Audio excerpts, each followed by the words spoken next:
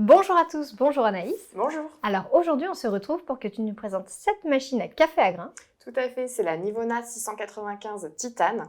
Toute la famille trouvera son bonheur parmi les 5 boissons proposées. Vous allez aimer le résultat expresso qui est parfaitement maîtrisé et le système lacté qui est one touch.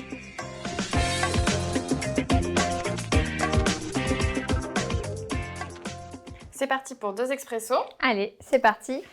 Alors du coup, j'imagine que, j'espère en tout cas que la buse descend juste au-dessus des verres. Moi, je vois pas, mais... Exactement, tu as très bien compris. Donc ça arrive juste au-dessus des verres pour éviter d'éclabousser. C'est ça, et ça évite aussi de casser la créma. Donc ça, c'est plutôt chouette pour avoir un beau résultat en tasse. Complètement. On va montrer un petit peu les contenants si tu veux. Allez, c'est parti. Alors, le bac à grains, il se trouve ici. Ok. Donc, tu vas voir, en fait, il y a 2 étapes. Il y a double protection, du coup, pour le grain. Ça, c'est bien. Pas de joint d'étanchéité. Par contre, vu qu'il y a 2 étapes, quand même... Un couvercle plus une trappe, effectivement, c'est suffisant. Ça protège bien. Et ça permet aussi d'étouffer le bruit, j'imagine. Exactement. Donc là, on a aussi une petite grille de protection pour protéger le broyeur. Exactement. Et ce broyeur qui est justement... en quoi? C'est un broyeur en acier, du coup, qui est réglable sur 3 positions. D'accord. Le réglage, il n'est pas ici. Tu as pu Oui, effectivement. D'habitude, c'est dans le bac à grains. Donc là, il est au final sous cette trappe juste ici. Ok. Donc vous pouvez le régler là sur 3 positions. Et il fait 250 grammes. Pardon, le bac à grains fait 250 grammes. 250 grammes, tout à fait. Ok, très bien. Donc on dirait pas comme ça parce qu'en fait ça paraît un peu étroit, mais hein. c'est profond en fait. Bon. Donc là, ça aussi, ça permet de protéger le grain. Au final, c'est pas plus mal. Très bien. Alors là, c'est un repose-tasse ou c'est un chauffe-tasse? Alors, c'est un repose-tasse passif, mais tu as vu, il est quand même... C'est vrai que j'ai pas posé des tasses dessus, mais j'aurais pu parce qu'il est quand même très efficace. Ça permet effectivement de faire monter un petit peu la chaleur avec l'extraction et de réchauffer un peu les tasses. Et ça, c'est plutôt pas mal, surtout en hiver. On a souvent des retours sur le fait que l'extraction est plus froide, mais en fait, non, c'est le choc thermique entre les tasses froides et l'extraction. C'est ça. On conseille toujours de préchauffer les verres.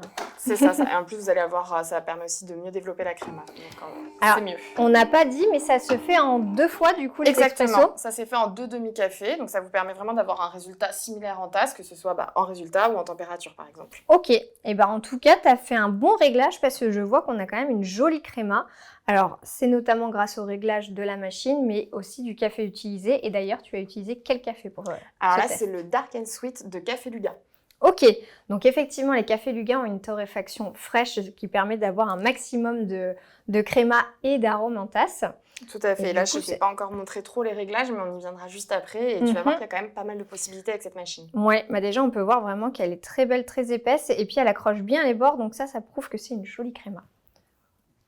Tout à fait. Et c'est vrai que je trouve qu'au niveau du goût, c'est vraiment pas mal. Le résultat, très aromatique. Alors là, on a vraiment un très, très bon résultat.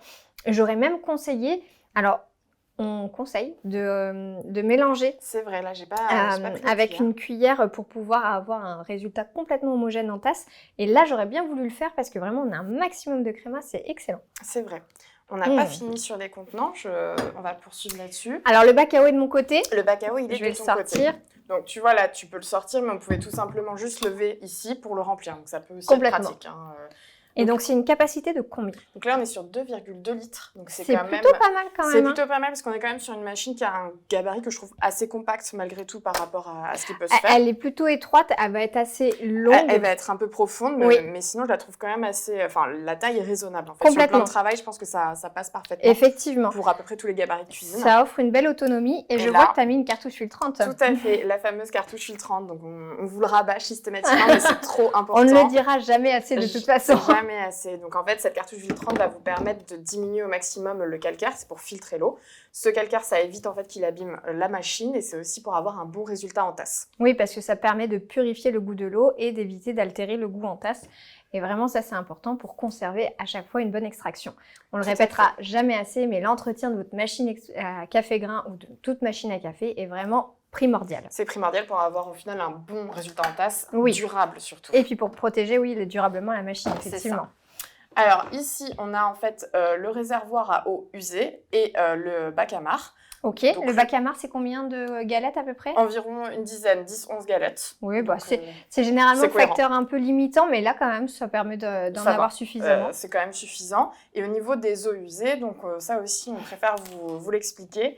En fait, à l'allumage et à l'extinction, vous allez avoir un rinçage qui se fait, qui est primordial. Il se fait donc à la fois par les buses, mais aussi en interne, pour purger en fait les tuyaux en interne. Donc ça va aussi, à l'allumage, ça vous permet de préchauffer la machine pour avoir directement un bon résultat en tasse. Et à l'extinction, ça vous permet de rincer, on va dire. De purger effectivement les buses. Mais effectivement aussi, le nettoyage des tuyaux internes se fait après chaque boisson pour pouvoir purger là aussi les tuyaux internes et conserver toujours une bonne qualité en tasse. C'est toujours l'objectif. Et cette machine, elle fait aussi donc des boissons lactées. Oui, effectivement, tu nous l'as expliqué en introduction. Alors, c'est par quel système? Parce que tu as dit que c'était en automatique. C'est ça, donc c'est un système One Touch. J'ai juste appuyé sur un bouton pour que ma boisson se fasse. Ça, c'est génial, on aime bien. Ça, on aime bien. Quand la machine s'occupe de tout et que nous, on a juste à attendre et déguster, c'est pas mal. Ça, c'est vraiment, c'est le mieux. Donc, il n'y a pas de carafe intégrée. Il n'y a pas de carafe intégrée. Donc là, moi, j'ai pris une carafe à part. Oui. Après, vous pouvez aussi directement mettre dans la brique de lait. Ça marche aussi. Mais... Oui, effectivement. Il faut juste bien faire attention que votre système soit bien nettoyé parce que s'il reste une petite bactérie, alors déjà, c'est pas très bon pour la santé, mais en plus de ça, ça va vous contaminer tout le lait dans la brique de lait. Voilà. Donc, évidemment, en ayant tout bien nettoyé. Voilà. Là aussi, entretien de la buse de lait. Toujours l'entretien. Alors là, moi, j'ai tout préparé déjà. En fait, j'ai déjà enregistré mes boissons. Donc, j'ai juste à lancer. Et comme ça, je vais pouvoir t'expliquer un peu plus juste après. Ok, donc déjà, on peut enregistrer tes boissons. C'est ça. En fait, sur toutes les boissons, tu vas faire tes paramètres. Et tu vas pouvoir enregistrer en fait, tes paramètres préférés sur chaque boisson. Et ça, c'est génial. Comme ça, directement, ta boisson sera adaptée à ce que tu préfères. Ok, et donc, qu'est-ce qu'on peut paramétrer? Alors, on va pouvoir paramétrer pas mal de choses. C'est ça aussi que j'ai bien aimé sur cette machine.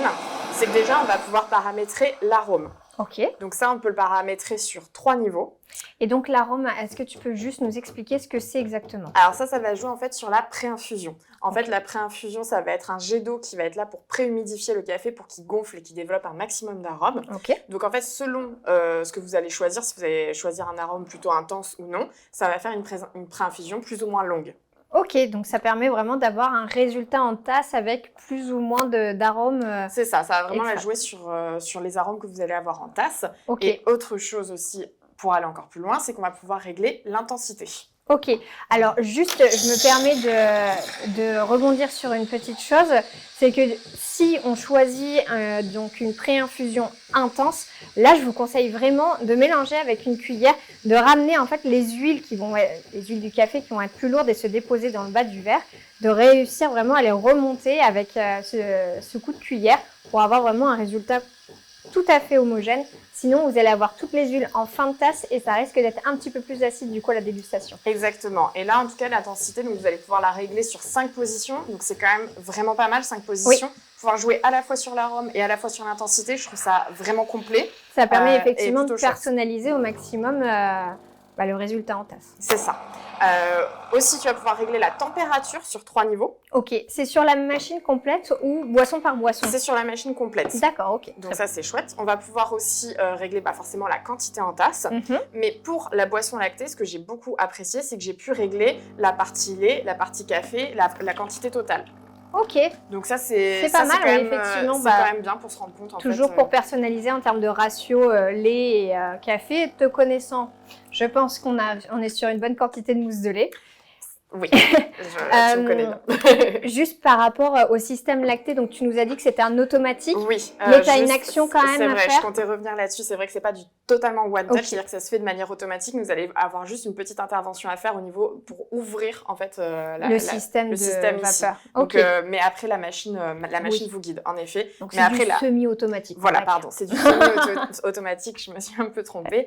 Après, c'est vrai que vous avez aucun effort pour avoir une belle mousse de lait et comme tu peux le constater, elle est plutôt belle. Ah oui, effectivement.